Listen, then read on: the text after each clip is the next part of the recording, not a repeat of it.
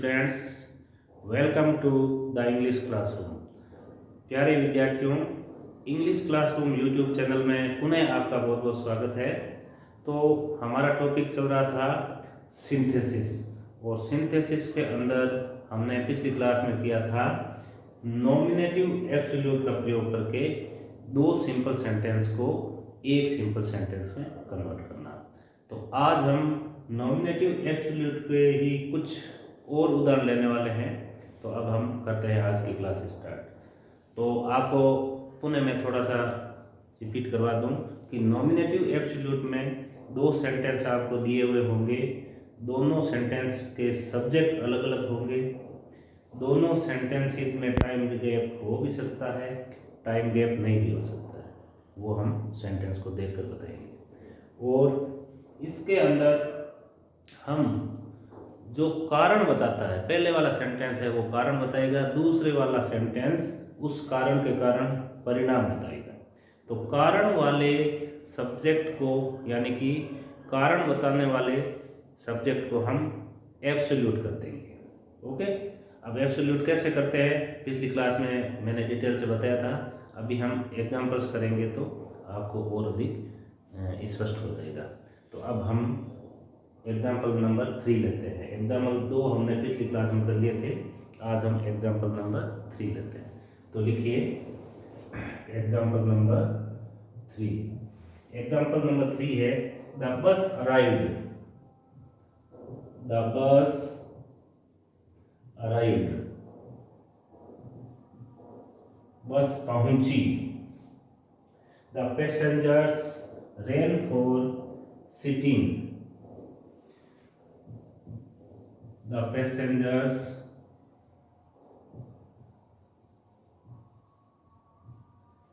ran for sitting। sitting, ये दो sentence है आपके सामने। दो सेंटेंस है। पहले सेंटेंस की क्रिया वो अब देखिए, अराइव्ड। सेकंड फॉर्म है arrive, arrived, arrived, regular verb है। तो ये सेकंड फॉर्म है। किसी भी सही क्रिया के बिना अगर सेकंड फॉर्म आ जाती है तो वो होता है पास्ट सिंपल। ये पास्ट सिंपल टेंस है, क्योंकि V2 यानी कि सेकंड फॉर्म है। ये V2 पास्ट सिंपल टेंस के बारे में बता रही है, यानी कि टेंस के बारे में बता रही है, इसलिए ये टेंस बताने वाली वर्ब है। मीन्स ये फाइनाइट वर्ब है। टेंस बताने वाली वर्ब को हम फाइनाइट वर्ब बोलते हैं। फाइनाइट वर्ब है। ओके, हमें क्या करना है, इस फाइनाइट वर्ब को नॉन फाइनाइट में कन्वर्ट करना है। इस फाइनाइट जो है इसको हम नॉन फाइनाइट में बदलना है, ये काम करना है। ओके, इसी तरह इसके अंदर द पैसेंजर्स, ये सब्जेक्ट है सेकंड सेंटेंस का। रेन, रन, रेन, रन, ये V2 है, टेंस बताने वाली है, यानी कि टेंस वर्ब है, यानी कि फाइनाइट वर्ब है। तो दोनों सेंटेंस के अंदर जो कारण बता रहा है, देखो, the bus arrived, the passengers ran for seating. Bus पहुंची, और बस के पहुंचने के कारण the passengers ran for seating, passengers बैठने के लिए भागे। तो पैसेंजर के भागने का कारण क्या था? पैसेंजर्स के भागने का कारण था कि बस पहुंची। अगर बस नहीं पहुंचती तो वो नहीं भागते, है ना। तो इसका मतलब प्रथम जो सेंटेंस है वो कारण बता रहा है, और जो सेकंड सेंटेंस है वह इस कारण के कारण घटित हुआ है, यानी कि उसका परिणाम है। फर्स्ट सेंटेंस की घटना का परिणाम सेकंड सेंटेंस है। ओके, तो अब हमें क्या करना है, इसका सिंथेसिस करना है नॉमिनेटिव एब्सोल्यूट का प्रयोग करके। तो यहाँ पर देखो, सब्जेक्ट 1 कौन है? द बस, ये सब्जेक्ट 1 है, ये सब्जेक्ट 1 हो गया, प्रथम वाक्य का कर्ता। और सब्जेक्ट सेकंड कौन है? ये सब्जेक्ट सेकंड है। सब्जेक्ट सेकंड क्या है? The passengers. ओके, अब सब्जेक्ट फर्स्ट कारण वाला ये क्या बता रहा है? कारण बता रहा है, कोज, कोज यानी कारण, ये कारण बता रहा है, और ये इसका परिणाम बता रहा है। ये इसका इस कारण के कारण घटित होने वाले जो मिलने वाला परिणाम है उसको बता रहा है। तो अब देखिए, कारण वाले सेंटेंस की वर्ब को हमें फाइनाइट से नॉन फाइनाइट में कन्वर्ट करना है। फाइनाइट नहीं बना के इसको क्या बनाना है, नॉन फाइनाइट। मीन्स टेंस बताने वाली क्रिया जो है उसको टेंस नहीं बताने वाली क्रिया में कन्वर्ट करना है। सारा मामला क्रिया को फाइनाइट से नॉन फाइनाइट में बदलने का है। टेंस बताने वाली क्रिया को टेंस नहीं बताने वाली क्रिया में कन्वर्ट करना है। मूल मकसद ये है ताकि वाक्य सिंपल हो जाए। क्योंकि सिंपल वाक्य किसे कहते हैं, सिंपल वाक्य उसे कहते हैं जिसमें एक टेंस बताने वाली क्रिया हो, एक टेंस बताने वाली वर्ब हो। ओके, तो इसका हम सिंथेसिस करेंगे तो क्या होगा, द बस, एक बार पहले चेक कर लेते हैं, थोड़ा मैं फर्स्ट एग्जांपल को थोड़ा वो डिटेल्स बता देता हूँ। इसमें देखो सब्जेक्ट सेम है या अलग अलग है, सब्जेक्ट डिफरेंट है, डिफरेंट है ना।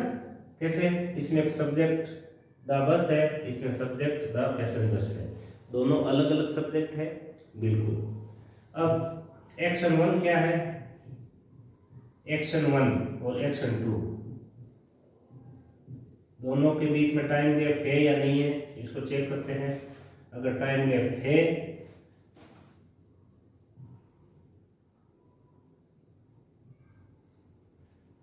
टाइम गैप चेक करते हैं।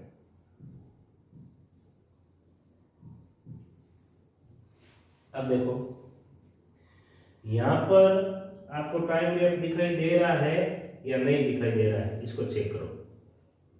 तो यहाँ पर टाइम गैप नहीं है, यहाँ पर टाइम गैप 0 है। नहीं का मतलब टाइम गैप क्या है, 0 है। कैसे, देखिए पैसेंजर्स थे वो बस का इंतजार कर रहे थे और उनके मन में था भाई हम पहले चढ़ेंगे तो हमें सीट मिल जाएगी, और बस जैसे ही पहुंचती है सारे पैसेंजर्स सीट के लिए भागते हैं। क्यों भागते हैं, सीट प्राप्त करने के लिए भागते हैं ताकि उनको सीट मिल जाए।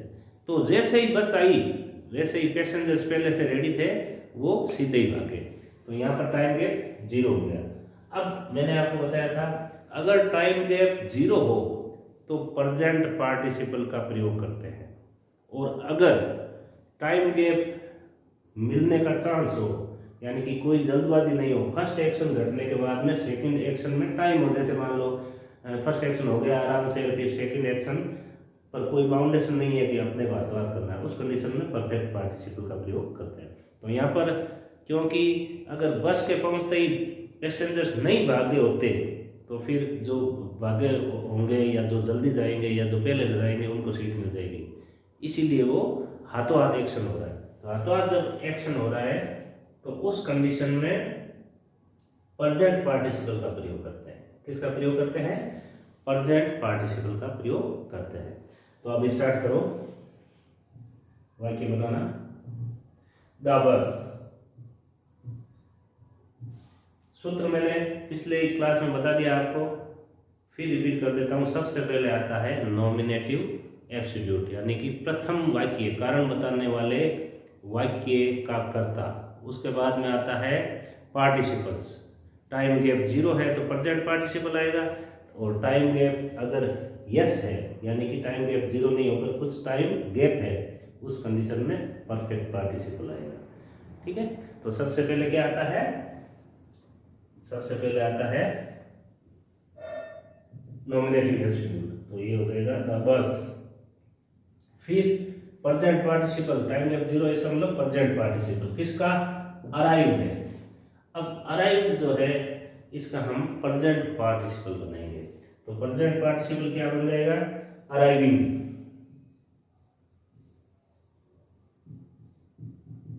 अराइविंग आईएनजी फॉर्मूला चाहिए, द बस अराइविंग। ओके, उसके बाद में कोमा लगा दो।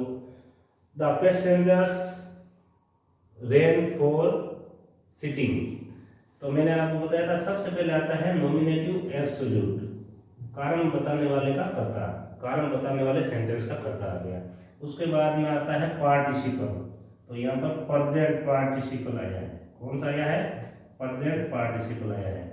उसके बाद में आता है रेस्ट सेंटेंस, सेंटेंस 1 का बचा हुआ भाग, तो यहाँ पर तो कुछ बचा ही नहीं है, द बस भी आ गया और अराइविंग का अराइविंग हो गया, यहाँ पर कुछ नहीं है। अगर कुछ होता तो इसके बाद में उसको लिख दें। उसके बाद में same to same second sentence, तो सेकंड सेंटेंस को हम सेम टू सेम लिखेंगे तो क्या हो जाएगा, द पैसेंजर्स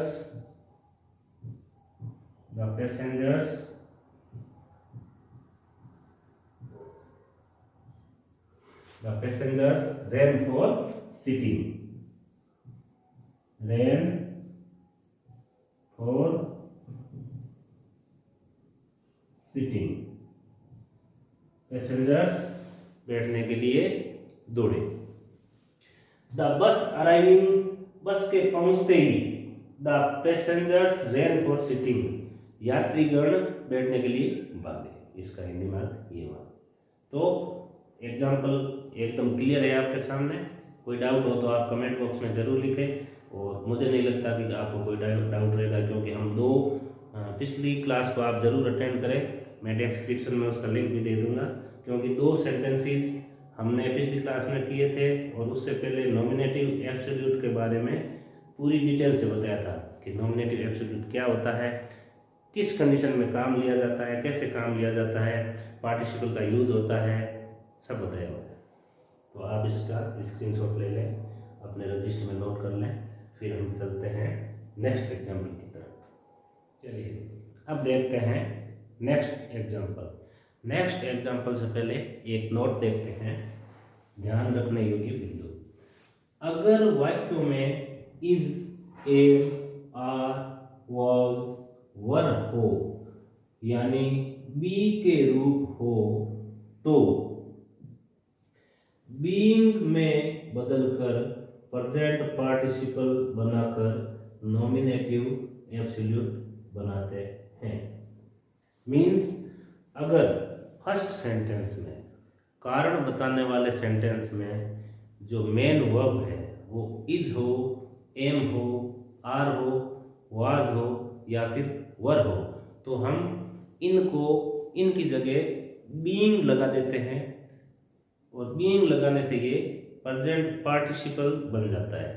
मैंने पिछली क्लास में आपको बताया था कि ये जो सारे हैं, चाहे इज है, चाहे एम है, चाहे आर है, चाहे वोज है या वर है, ये सारे बी के ही रूप होते हैं। अगर प्रेजेंट के अंदर बी है तो बी का प्रेजेंट में होता है इज, एम और आर। बी प्रेजेंट में क्या होता है, जैसे बी यानी होना, तो प्रेजेंट के अंदर ये होता है इज, एम और आर, ये बी का रूप है। और पास्ट के अंदर ये किस में है, प्रेजेंट में है। प्रेजेंट के अंदर be means is, am, are, और पास्ट के अंदर बी मीन्स वॉज और वर, ये बी के रूप होते हैं। तो अगर इनमें से कोई आ जाए तो फिर इसका मतलब है कि वो बी है, और बी में आईएनजी लगाते हैं तो वो बीइंग बनता है। तो आपको इज, एम, आर, वाज, वर की जगह बीइंग लगा देना है, बाकी सेम रूल चलेगा।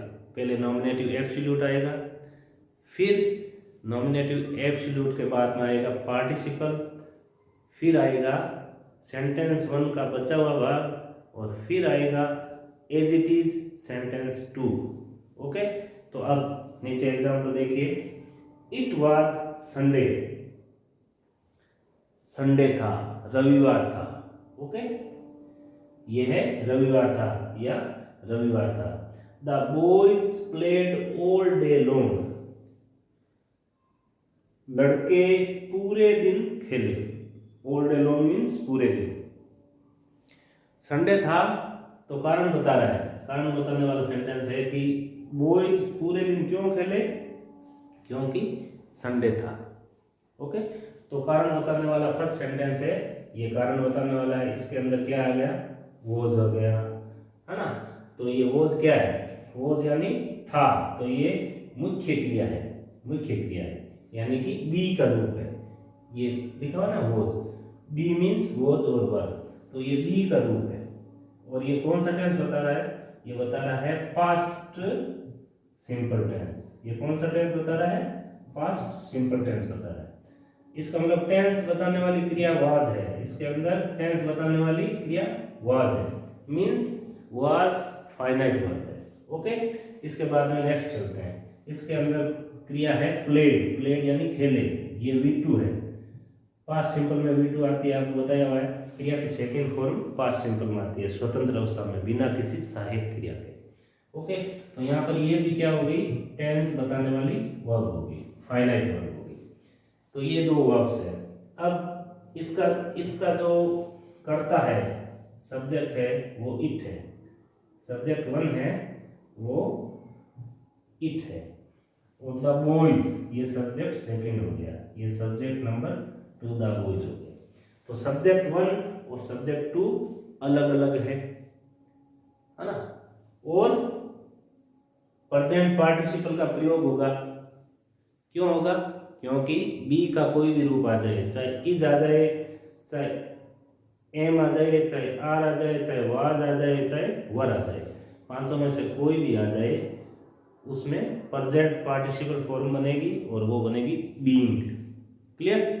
तो यहाँ पर बीइंग का प्रयोग होता है। तो अब सेंटेंस बनाते हैं। इट, नॉमिनेटिव एब्सोल्यूट, सबसे पहले आता है नॉमिनेटिव एब्सोल्यूट। तो नॉमिनेटिव एब्सोल्यूट का मतलब हो गया सब्जेक्ट 1, कारण बताने वाले वाक्य का सब्जेक्ट। तो इट है, सबसे पहले इट आ गया। उसके बाद में पार्टिसिपल, तो पार्टिसिपल का मतलब हो गया बीइंग, वाज का बन गया बीइंग। और नेक्स्ट जो बाकी बचा है, it being Sunday, it being Sunday.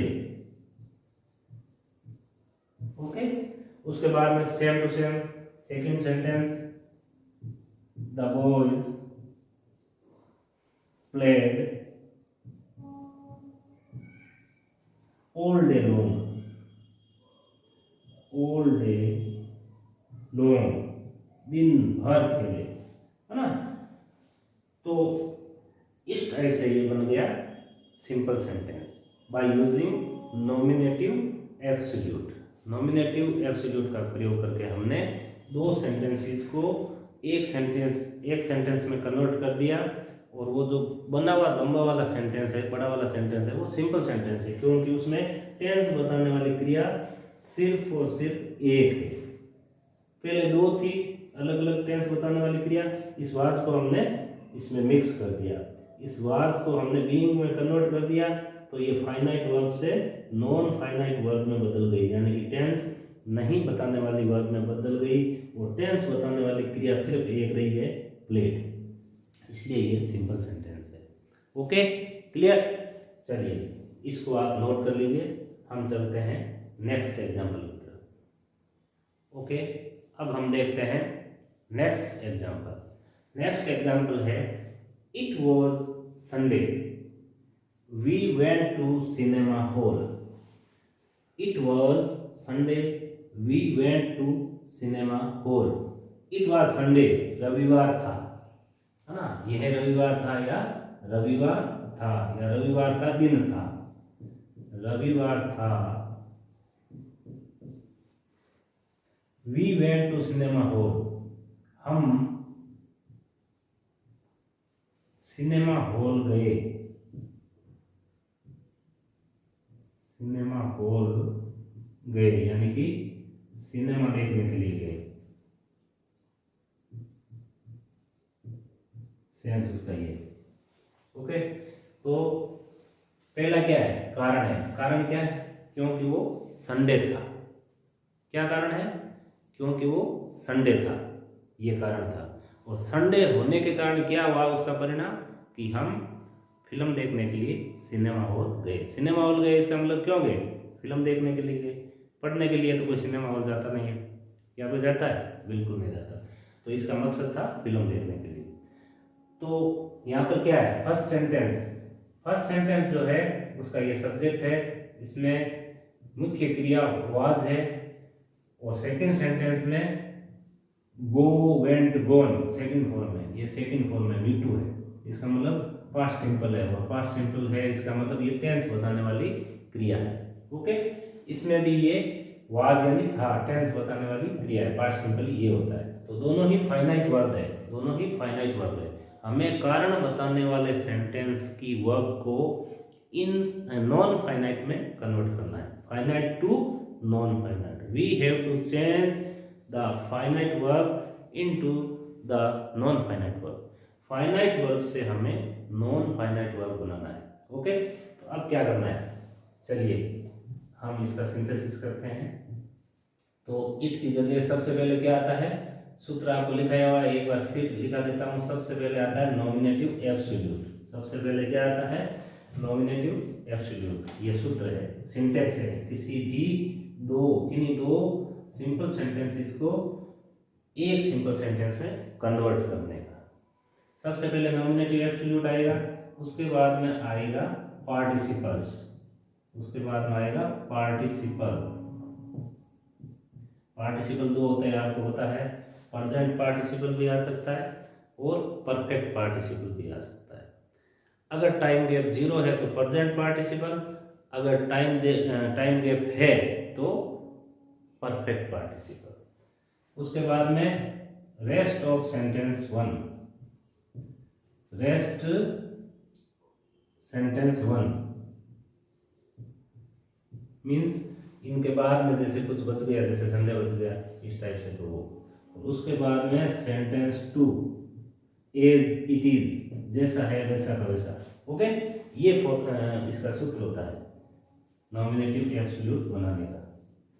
Nominative absolute बनाने का ये सूत्र होता है। ओके, तो इसको फॉलो करते हैं। सबसे पहले नॉमिनेटिव एब्सोल्यूट मीन्स कारण बताने वाले सेंटेंस का कर्ता। तो ये रहा कारण बताने वाले सेंटेंस का कर्ता, सब्जेक्ट 1। तो सबसे पहले आ जाएगा इट, है ना। इट वाज का क्या हो जाएगा, वाज का अभी हमने जस्ट पहले नोट देखा था। अगर इज, एम, आर और वॉज और वर ये आ जाते हैं तो उसको हम बीइंग में कन्वर्ट कर देते हैं, BEING, being means be plus ING।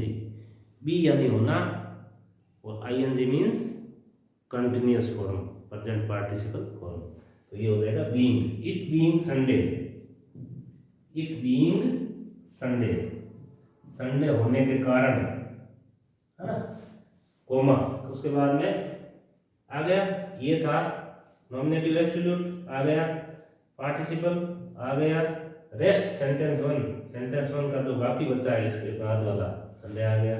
इसके बाद में comma, same to same, we went to cinema hall, we went to cinema hall.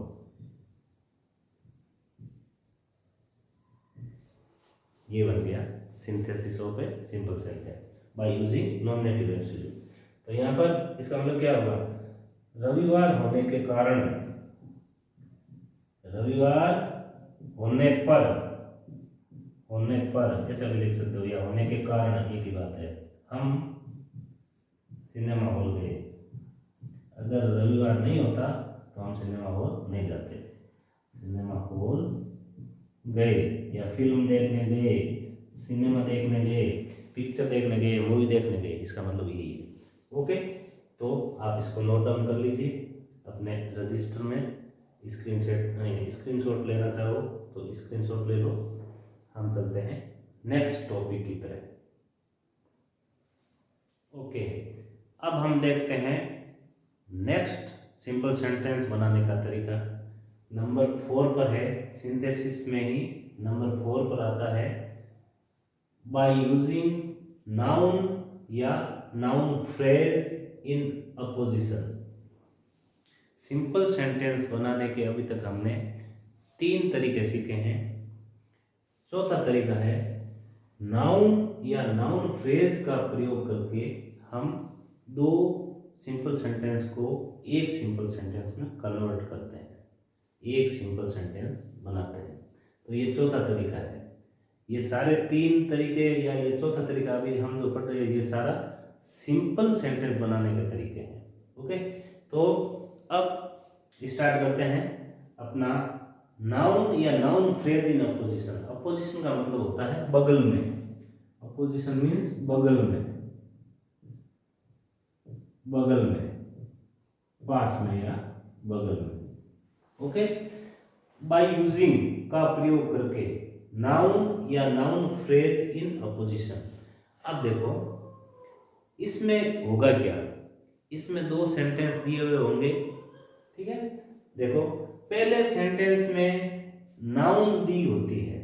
जो फर्स्ट सेंटेंस आपके आएगा उसमें कोई न कोई नाउन होगा। Noun means the name of anything, किसी का भी नाम होगा, चाहे वो प्रॉपर नाउन हो, चाहे वो कॉमन नाउन हो, है ना, चाहे वो मेटीरियल नाउन हो, चाहे वो कलेक्टिव नाउन हो या फिर एब्स्ट्रैक्ट नाउन हो। Noun, kinds of noun, noun के 5 प्रकार होते हैं, इस पर हम आगे डिस्कस करेंगे। तो कोई सा भी एक नाउन होगा फर्स्ट सेंटेंस के अंदर, और सेकंड सेंटेंस में, दूसरे सेंटेंस में उस नाउन की व्याख्या या फिर विशेषता दी हुई होगी। सेंटेंस 2 होंगे, पहले सेंटेंस के अंदर कोई न कोई नाउन आएगा और सेकंड सेंटेंस उस नाउन का गुणगान करेगा, उस नाउन के गुण या दोष बताएगा, उस नाउन की विशेषता बताएगा, उस नाउन के बारे में और अधिक बताएगा। व्याख्या का मतलब उसके बारे में और अधिक बताना, to add extra information in the meaning of noun और प्रोनाउन। नाउन या प्रोनाउन के अर्थ में कुछ एक्स्ट्रा जोड़ देते हैं, उसको हम व्याख्या या विशेषता बोलते हैं। तो क्लियर है, फर्स्ट सेंटेंस आएगा उसके अंदर एक नाउन होगा, सेकंड सेंटेंस उस नाउन का गुणगान करने वाला होगा। सेकंड सेंटेंस उस नाउन का गुणगान करने वाला होगा, उसकी विशेषता बताएगा या उसकी व्याख्या करेगा, या फिर उसके बारे में, किसके बारे में, नाउन के बारे में, जो फर्स्ट सेंटेंस में आएगा उसके बारे में और अधिक बताएगा, उसके बारे में और अधिक सूचना देगा, उसके बारे में और अधिक इंफॉर्मेशन देगा, उसके अर्थ में कुछ और जोड़ेगा। क्लियर? तो सेकंड सेंटेंस एक टाइप से विशेषण होगा, विशेषता बताने वाला होगा। इस टाइप से ये होगा, नाउन और नाउन फ्रेज उसकी बगल में रखेंगे। अब देखो,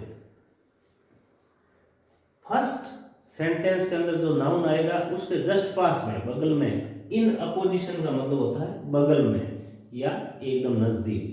तो फर्स्ट सेंटेंस में जो नाउन होगा उसके जस्ट पास में हम सेकंड सेंटेंस को लिखेंगे।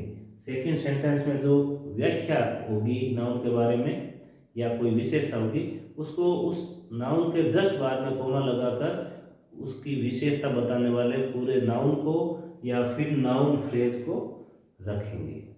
ओके, और फिर वाक्य सिंपल बन जाएगा। हम एग्जाम्पल करेंगे तो और अधिक स्पष्ट हो जाएगा। चलिए इसका हम सिंथेसिस करते हैं। ये 2 वाक्य, पहला है आई वेंट टू जयपुर, मैं जयपुर गया। यहाँ पर टेंस बताने वाली क्रिया वेंट, V2 सेकंड, V2 है, ये टेंस बताने वाली क्रिया है सेकंड फॉर्म में, पास्ट सिंपल टेंस है। Okay, Jaipur is the capital of Rajasthan. Jaipur जो है वो राजस्थान की राजधानी है। आई वेंट टू जयपुर, मैं जयपुर गया।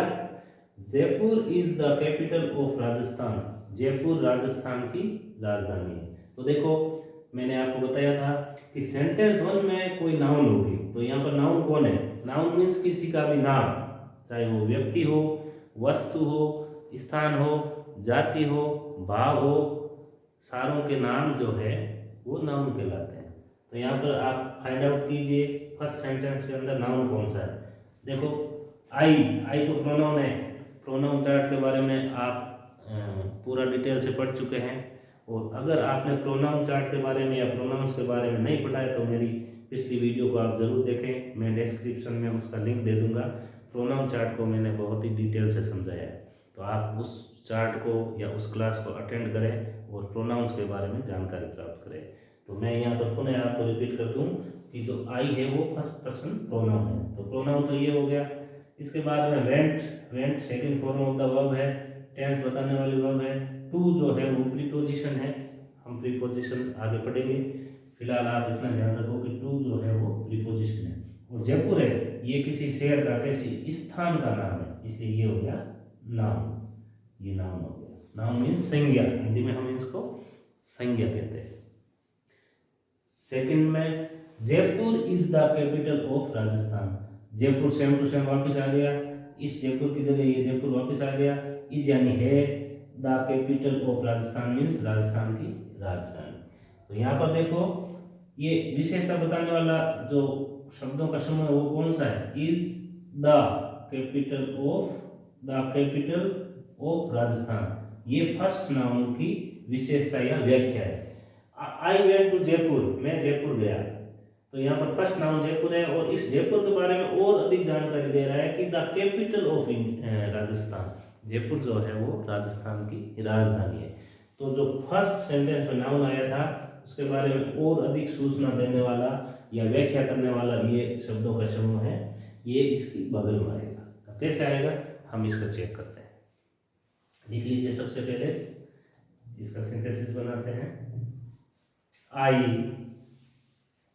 Went to Jaipur, I went to Jaipur, same to same I went to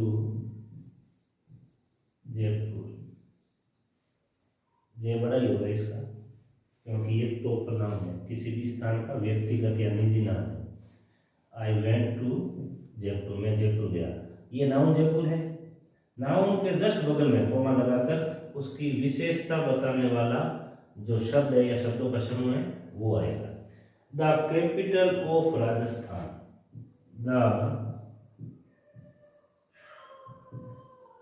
capital of Rajasthan. I went to Jaipur, same to same है, फर्स्ट सेंटेंस पूरा का पूरा है। बस अपने को फाइंड आउट ये करना है कि इसमें नाउन कौन सा। तो नाउन जयपुर था। अब जयपुर के बारे में जो कुछ भी सेकंड सेंटेंस में है, क्योंकि जयपुर तो ये तो कॉमन हो गया, एक बार जयपुर आ गया तो इस जयपुर की जरूरत नहीं है, इज की भी जरूरत नहीं है, क्योंकि हमने इज, देखो इज क्या है, इज टेंस बताने वाली वर्ब है, यानी कि टेंस बताने वाली वर्ब है। तो हमें तो एक टेंस बताने वाली वर्ब चाहिए, तो एक टेंस बताने वाली वर्ब ये आ गई।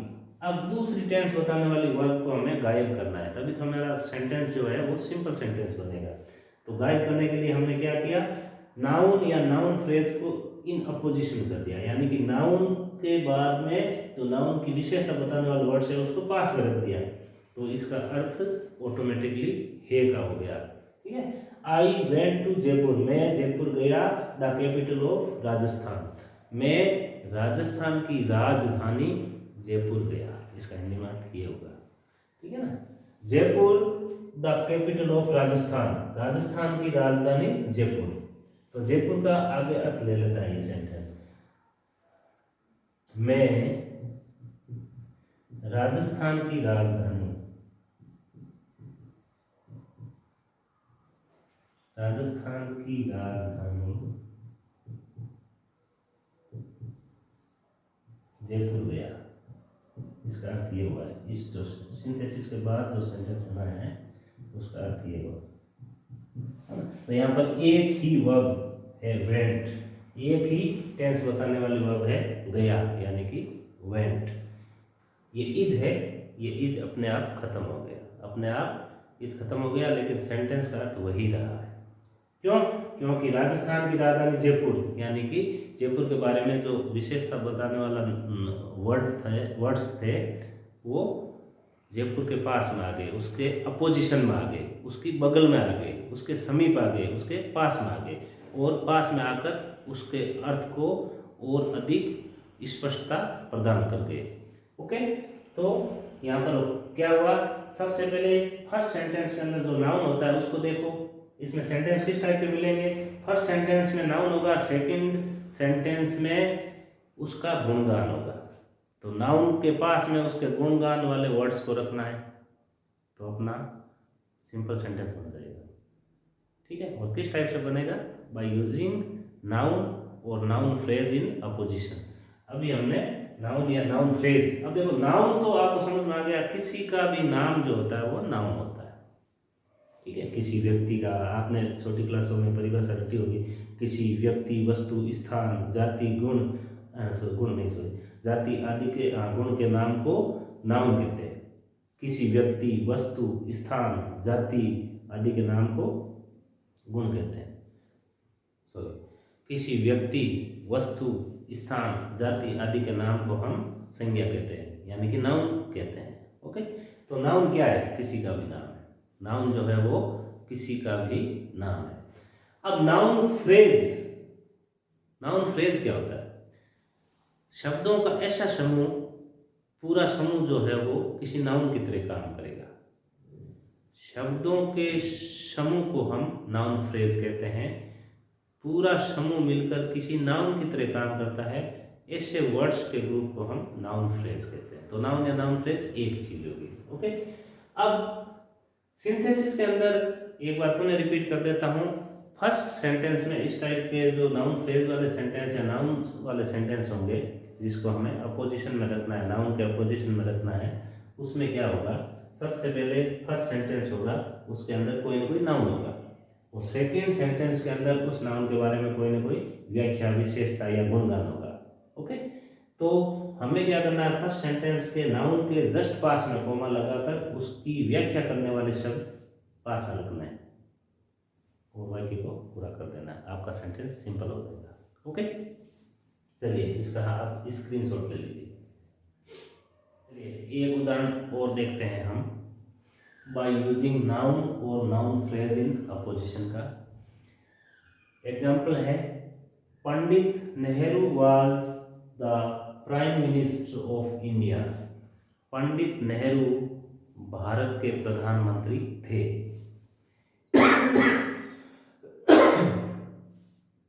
ही wrote the discovery of India. उन्होंने या उसने डिस्कवरी ऑफ इंडिया लिखी। ये किताब का नाम है डिस्कवरी ऑफ इंडिया। अब इसका हमें सिंथेसिस बनाकर एक वाक्य बनाना है। ये यहाँ तक वाक्य सेंटेंस 1 है और उसके आगे यहाँ से लेकर यहाँ तक सेंटेंस 2 है। लंबा सेंटेंस है इसलिए ऊपर नीचे लिखा है मैंने। अब इन सेंटेंस को हमें पहले रीड करना है, देखना है, उसके बाद में इन दोनों को मिक्स करके हमें सिंपल सेंटेंस बनाना है। और विधि कौन सी है, बाय यूजिंग नाउन या noun phrase in opposition. Noun या नाउन फ्रेज है उसको बगल में रखना है, उसकी विशेषता बताने वाले वर्ड फ्रेज के पास में। ओके, तो सबसे पहले Pandit Nehru was the prime minister of India. इसके अंदर नाउन कौन है, कोई ना कोई नाउन दिया हुआ होगा। तो इसके अंदर कौन सा ऐसा व्यक्ति, वस्तु या स्थान है जिसके बारे में सेकंड सेंटेंस के अंदर गुणगान हो रहा है, उसके बारे में व्याख्या हो रही है या फिर उसकी विशेषता बताई जा रही है। तो सेकंड सेंटेंस है, ही wrote the discovery of India. उसने डिस्कवरी ऑफ इंडिया लिखी। ये बुक का नाम है। तो किसने लिखी, किसने लिखी, ये प्रोनाउन ही किसके लिए आया है, ये प्रोनाउन ही पंडित नेहरू के लिए आया है। तो पंडित नेहरू यहाँ पर क्या है, ये एक नाउन है, किसी व्यक्ति का नाम है, किसी व्यक्ति का नाम है। और ये कैसा नाउन है, प्रॉपर नाउन है, प्रॉपर नाउन है। ये नाउन भी है और कैसा नाउन है, प्रॉपर नाउन है, क्योंकि ये किसी व्यक्ति का नाम है। किसी भी व्यक्ति के नाम को हम प्रॉपर नाउन कहते हैं। व्यक्ति का निजी नाम, पर्सनल नाम, इंडिविजुअल नाम है ना, उसको हम क्या कहते हैं, प्रॉपर नाउन कहते हैं। तो ये व्यक्ति का निजी नाम है, इसलिए इसको हम प्रॉपर नाउन कहते हैं। ओके, तो ये प्रॉपर नाउन है। अब नेक्स्ट जो सेंटेंस है उसमें इस नाउन के बारे में बताया गया है, यानी कि इन्होंने द डिस्कवरी ऑफ इंडिया लिखी।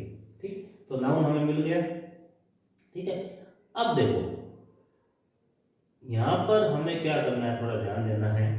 मान लो पहले सेंटेंस में या किसी भी एक सेंटेंस के अंदर अगर इज, एम, आर, वॉज या वर आ गया, और दूसरे सेंटेंस के अंदर ये इज, एम, आर और वॉज और वर क्या होते हैं, बी के रूप होते हैं। अभी जस्ट पहले हमने डिस्कस किया था।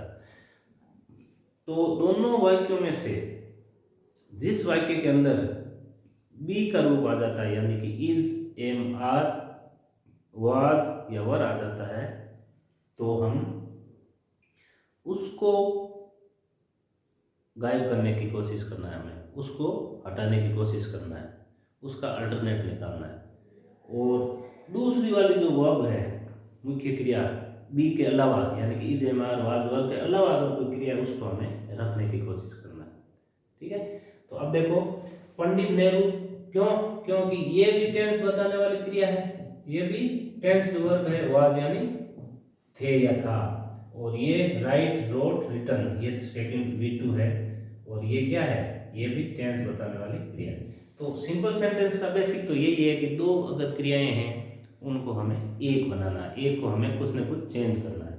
तो इसको चेंज करने की बजाय इस वॉज को चेंज करना है, बी के रूप को चेंज करना ज़्यादा अच्छा रहता है। ठीक है, तो बी के रूप को हम चेंज करेंगे। कैसे करेंगे? नाउन की बगल में उसके बारे में जो कहा जा रहा है उसको रखा। क्लियर? तो लिखो, इसका सिंथेसिस बना लो। पंडित नेहरू, पंडित नेहरू, इसमें नाउन कौन आ गया? पंडित नेहरू, ये नाउन आ गया। और नाउन के जस्ट पास में कोमा लगाकर उसके बारे में जो बात कही जा रही है। अब वॉज को हम हटा सकते हैं क्योंकि कोमा लगा ली। नाउन के पास में अगर ये सेंटेंस लिख देंगे तो ये इसके बारे में बताएगा, वॉज की जरूरत नहीं है। ठीक है, तो the prime minister of India, the prime minister of India,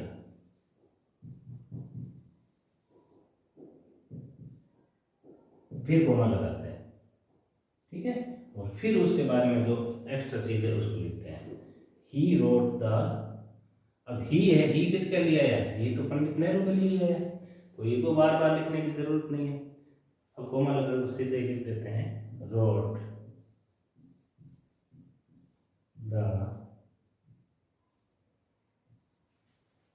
discovery of India,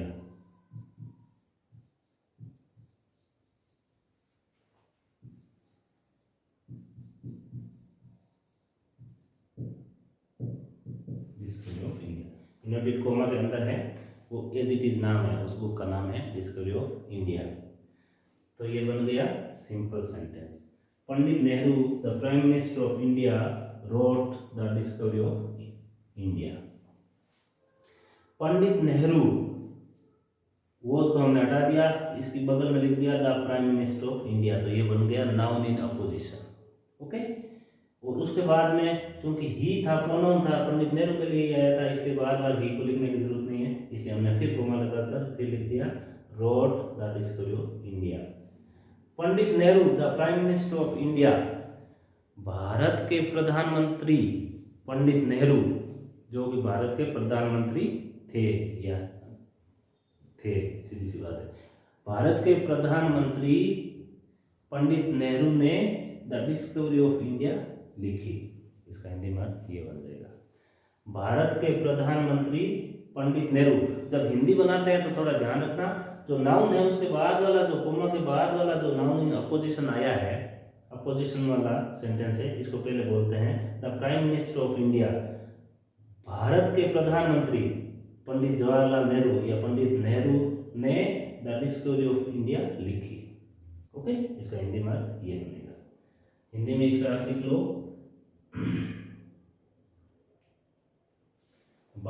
Bharat के प्रधानमंत्री, भारत के प्रधानमंत्री, देखो ये गुणगान कर रहा है ना, किसके प्रधानमंत्री? भारत, तो इसकी व्याख्या कर रहा है ना, पंडित नेहरू की व्याख्या कर रहा है, भारत के प्रधानमंत्री पंडित नेहरू ने डिस्कवरी ऑफ इंडिया,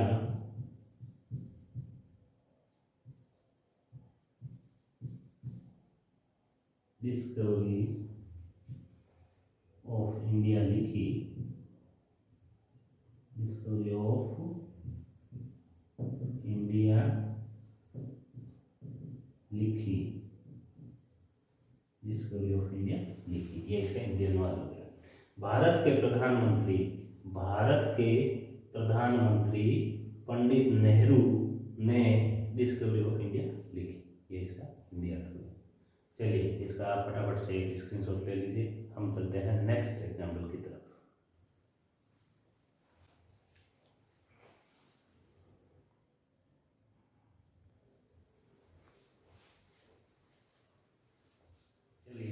एक एग्जाम्पल हम और देखते हैं नाउन इन अपोजिशन।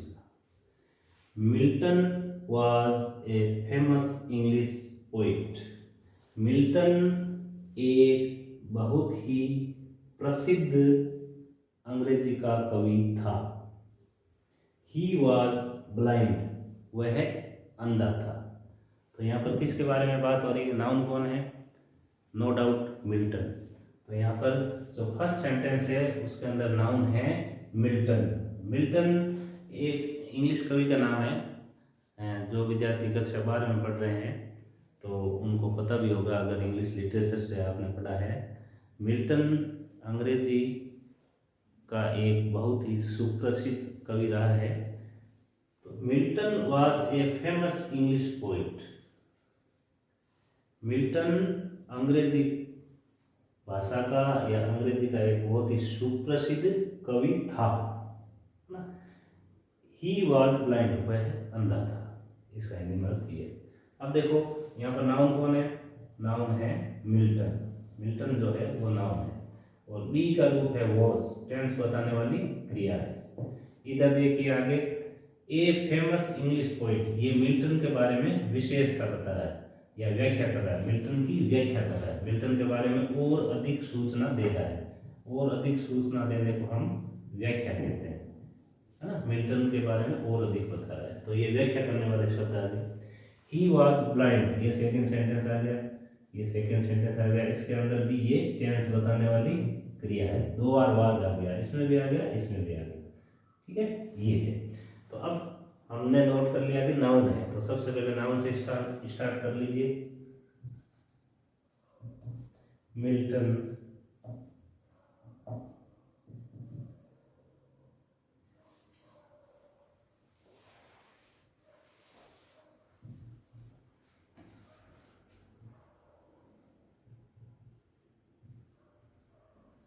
मिल्टन।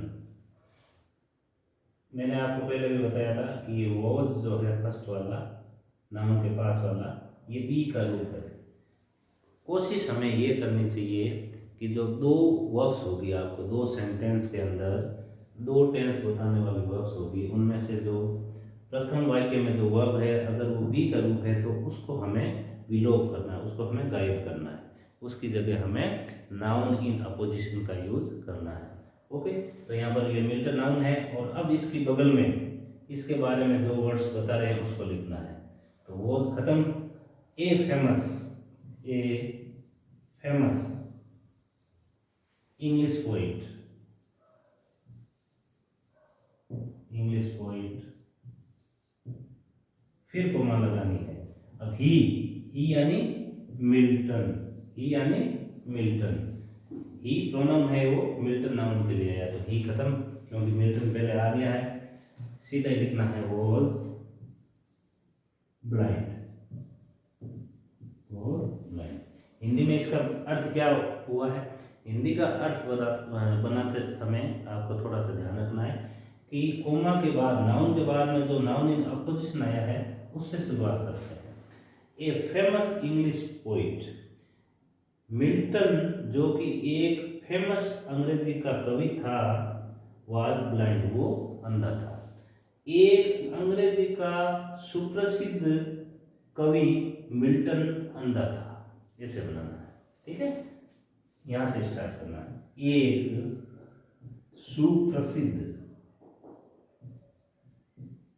या विख्यात, सुप्रसिद्ध अंग्रेजी का कवि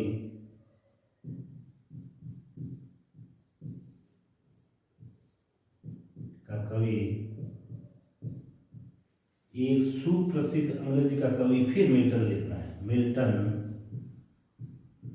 हिंदी बनाते समय ऐसे बनाना है हिंदी को। मिल्टन अंधा था, अंधा था। एक सुप्रसिद्ध अंग्रेजी का कवि मिल्टन अंधा था। हिंदी में कुछ इस टाइप से अपने को सेट करना है, तब बेटर बनेगा वाक्य। तो Milton a famous English poet, Milton a famous English poet, Milton जो कि एक अंग्रेजी का फेमस इंग्लिश पोइट था, वाज ब्लाइंड, वो कैसा था? ब्लाइंड था, अंधा था। तो इस टाइप से आपके नाउन इन अपोजिशन का प्रयोग करते हुए सिंपल सेंटेंसेस बनाया है हमने। तो इस टाइप से नाउन इन अपोजिशन का प्रयोग करके हम सिंपल सेंटेंस बनाते हैं। इसका स्क्रीनशॉट ले लीजिए। नेक्स्ट एग्जांपल देखते हैं। Here is my sister in law, यहाँ पर मेरी साली जी है या साली है। हर नेम इज निधि, उसका नाम निधि है। दो सेंटेंस है, इसको हमें एक सेंटेंस बनाना है, वो भी एक टेंस बताने वाली वर्ब के साथ। तो हम क्या करेंगे, सबसे पहले नाउन को ढूंढेंगे, फिर नाउन के बगल में नाउन के बारे में जो विस्तार से बताया गया है उसको रखेंगे और फिर सेकंड सेंटेंस को रख देंगे, तो वाक्य सिंपल सेंटेंस बन जाएगा। चलिए स्टार्ट करते हैं। सबसे पहले यहाँ पर नाउन कौन है, माई सिस्टर इन लॉ, है ना, ये क्या है, ये नाउन है। नाउन हो गया मेरी साली जी, किसी का नाम हो गया ना, मेरी साली या मेरी साली जी, तो ये नाउन हो गया। नाउन यानी किसी का नाम। अब क्रिया कौन सी है, इसके अंदर बी का रूप है, देखो इज आया हुआ है, इसका मतलब बी का रूप। यहाँ पर हम लिखेंगे हियर,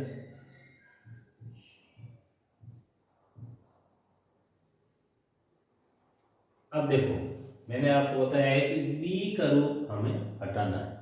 अब दोनों ही बी के रूप आ गए, इधर भी इज आ गया, इधर भी इज आ गया, तो फिर क्या करेंगे, फिर इज को हम, इस इज को यहाँ पर भी रख सकते हैं और इस इज को भी हम रख सकते हैं। ओके, हम बनाएंगे हियर इज, क्योंकि एक बार तो इज आना ही है और जो इज है वो मेन वर्ब के रूप में, इसलिए सेंटेंस के सब्जेक्ट के बाद में इज आएगा। तो इसलिए हमें या तो ये इज हटाना है और या इस इज को हटाना है। तो सब्जेक्ट हियर, हियर को यहाँ हियर को सब्जेक्ट बना दिया गया, तो इसके बाद में सही क्रिया या क्रिया आनी चाहिए। तो हम उस इज को हटाने के बजाय, सॉरी उस इज को रखने के बजाय इस इज को रखेंगे, क्योंकि यहाँ सही क्रिया की हमें रिक्वायरमेंट है। तो यहाँ पर इस इज को हमें रखना पड़ेगा। Here is my sister in law, here is my sister in law. Okay, फिर हर नेम, अब देखो her name means sister in law, her name किसके लिए आया है, सिस्टर इन लॉ के नेम के लिए। तो ये प्रोनाउन है, ये क्या है, ये प्रोनाउन है। हर प्रोनाउन है ना, पॉजेसिव रूप है, प्रोनाउन है। तो ये कुल मिलाकर किसके लिए आया है, माई सिस्टर इन लॉ के लिए है। और इज चूंकि पहले आ चुका है, एक बार हमने इसका प्रयोग कर दिया है, तो दूसरी बार हम इसको हटाएंगे, इस इज को हटा देंगे, पीछे बचा Nidhi. Here is my sister in law Nidhi, यहाँ पर मेरी साली निधि है, यहाँ पर मेरी साली जी निधि है। ओके, तो यहाँ पर क्या हुआ, यहाँ पर जो दो टेंस बताने वाली क्रिया थी, इसमें भी इज था, इसमें भी इज था। यहाँ पर सब्जेक्ट हियर है। अब हियर सब्जेक्ट के बाद में आपको पता है वाक्य संरचना जब हम बनाते हैं तो सबसे पहले सब्जेक्ट आता है, उसके बाद में सहायक क्रिया, उसके बाद में मुख्य क्रिया, उसके बाद में ऑब्जेक्ट आता है। तो यहाँ पर सब्जेक्ट के बाद में सहायक क्रिया या क्रिया जरूरी है, तो इस चीज को हमने नहीं हटाया, हमने इस वाले चीज को हटा दिया। तो here is my sister in law, और उसके बाद में इसकी बगल में लिख दिया उसके बारे में जो विस्तार से वर्णन हो रहा है उसके बारे में। यहाँ कोमा लगाने की भी जरूरत नहीं है, कोमा लगाओ तो भी सही है, नहीं लगाओ तो भी सही है। ओके, तो इसको आप नोट। अब हम देखते हैं लास्ट एंड फाइनल एग्जाम्पल। इस एग्जाम्पल को समझने के बाद में इस टाइप के सारे सेंटेंसेस आप करने में समर्थ हो जाएंगे। ये थोड़ा अलग टाइप का सेंटेंस है, ये दो तरीके से बनेगा। कैसे बनेगा हम अभी समझते हैं। Maharana Pratap was a brave warrior, Maharana Pratap एक बहादुर योद्धा थे। He was the king of Mewar, वह मेवाड़ के किंग थे, राजा थे, है ना, सम्राट थे। अब देखो यहाँ पर फर्स्ट सेंटेंस जो है उसके अंदर सबसे पहले टेंस वर्ब वाज है, सेकंड सेंटेंस में भी टेंस बताने वाली वर्ब वाज है। ओके, फर्स्ट सेंटेंस के अंदर नाउन कौन है, नाउन है। अगर प्रॉपर नाउन है तो सबसे पहले नाउन प्रॉपर नाउन ही कहलाएगा। उसके बाद में कॉमन नाउन है तो कॉमन नाउन को हम नहीं पकड़ेंगे, पहले हम पकड़ेंगे प्रॉपर नाउन को। तो यहाँ पर नाउन है, मुख्य नाउन जो प्रॉपर नाउन है वो है महाराणा प्रताप। तो ये क्या है, नाउन है। आप इसको नाउन, प्रॉपर नाउन है, किसी का नाम जो होता है वो प्रॉपर नाउन होता है। तो प्रॉपर नाउन नाउन ही होता है, तो नाउन आ गया। अब नाउन के बारे में कुछ एक्स्ट्रा बताने वाले ये वर्ड्स हैं और कुछ एक्स्ट्रा बताने वाले ये वर्ड्स भी हैं। ये सारे, ये दोनों ही ग्रुप ऑफ वर्ड्स जो है ये नाउन के बारे में कुछ अतिरिक्त जानकारी दे रहे हैं, कुछ एक्स्ट्रा इंफॉर्मेशन दे रहे हैं, दोनों ही दे रहे हैं। ओके, तो इस सिचुएशन में क्या करते हैं, सबसे पहले अब इसका सिंथेसिस बनाएंगे। तो सबसे पहले जो नाउन है उसको उतारते हैं। तो नाउन है महाराणा प्रताप। महाराणा प्रताप आ गए। उसके बाद में कोमा लगाएंगे। नाउन के पास में नाउन की व्याख्या करने वाले या नाउन के बारे में और अधिक बताने वाले वर्ड्स के ग्रुप को रखेंगे। अब क्योंकि वाज इधर भी है, वाज उधर भी है, दोनों वाज में से एक वाज को हमें हटाना है। अब कौन से को हटाएंगे, फिलहाल इसको हटाते हैं, इस वाज को हटा देते हैं, क्योंकि यहाँ कोमा लगाकर ये नाउन के बारे में जो एक्स्ट्रा जानकारी दे रहे हैं उसको कोमा लगाकर इसके बगल में रख देंगे तो इस वाज का काम हो जाएगा। A brave warrior, Maharana Pratap, Maharana Pratap a brave warrior, फिर कोमा, ये किसके लिए आया है, ये महाराणा प्रताप के लिए है। ये नाउन था, नाउन की जगह प्रोनाउन आया था, तो ही को हम कट आउट कर देते हैं। ठीक है, was the king of Mewar. अब देखो यहाँ पर कोई क्रिया नहीं आई है, यहाँ पर कोई टेंस बताने वाली क्रिया नहीं आई है। वाक्य में कम से कम एक तो टेंस बताने वाली क्रिया होनी चाहिए, इसलिए यहाँ पर हम वॉज का प्रयोग करेंगे। Was the king of Mewar, king of Mewar,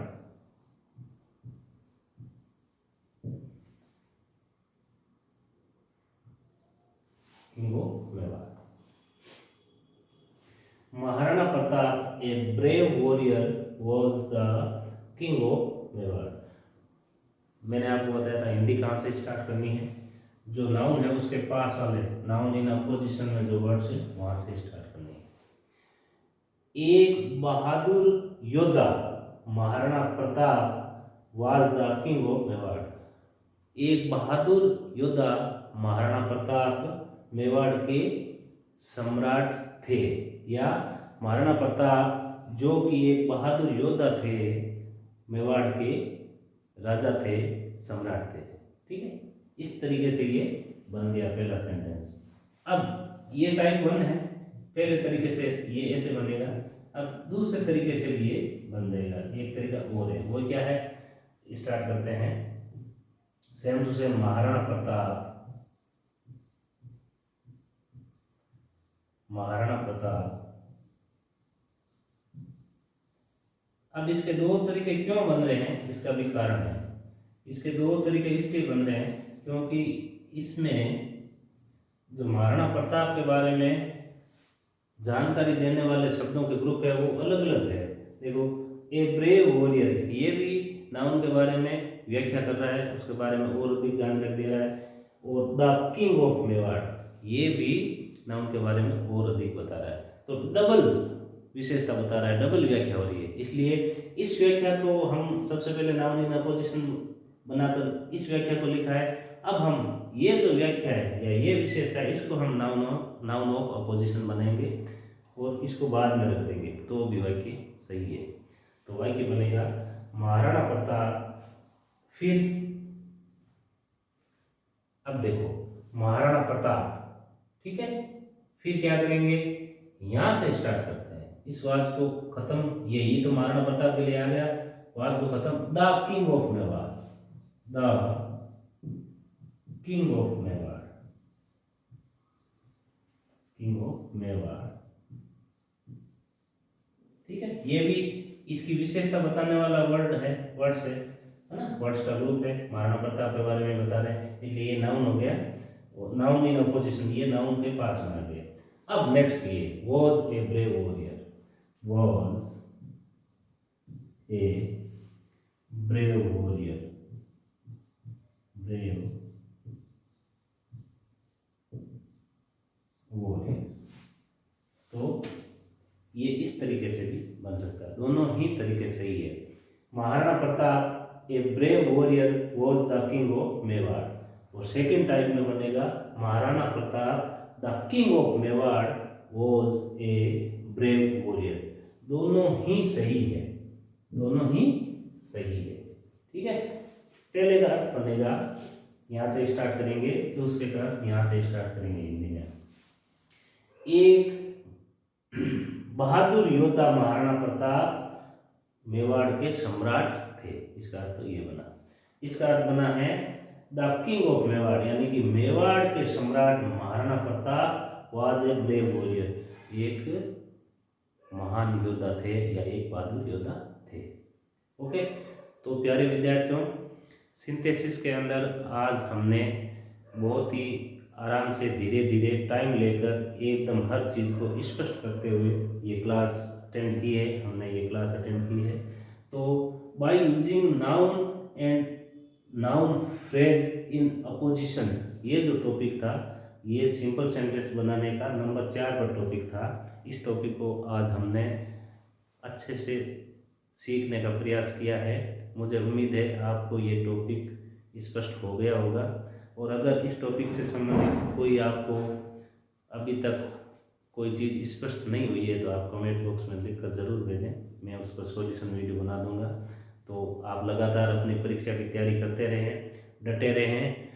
दिन में 24 घंटे होते हैं, उन 24 घंटों में से 18 घंटा आपको पढ़ाई में बिताना है, तभी आप परीक्षा में अच्छे से अच्छे अंक प्राप्त करेंगे। तो मेरी शुभकामनाएं आपके 90+ मार्क्स आने की है। तो इन्हीं शुभकामनाओं